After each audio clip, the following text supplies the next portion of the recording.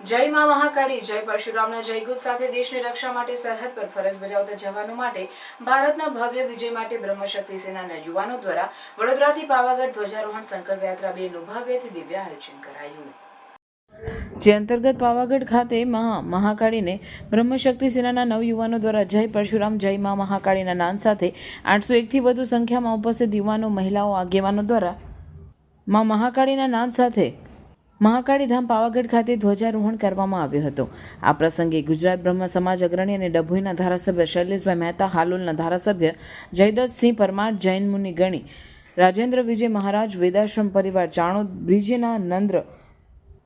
મહારાજ, યુવા અગ્રણી મયુરધ્વજસિંહ પરમાર, હાલોલ કાલોલ બ્રહ્મ સમાજ અગ્રણીઓ તેમજ ગુજરાતભરના વિવિધ જિલ્લાના બ્રહ્મશક્તિ સેનાના પદાધિકારીઓ મોટી સંખ્યામાં ઉપસ્થિત રહ્યા હતા. સૌ બ્રહ્મશક્તિ સેનાના યુવાનો દ્વારા દેશની રક્ષા માટે સરહદ પર ફરજ બજાવતા જવાનોની રક્ષા માટે મા મહાકાળીને પ્રાર્થના કરવામાં આવી હતી.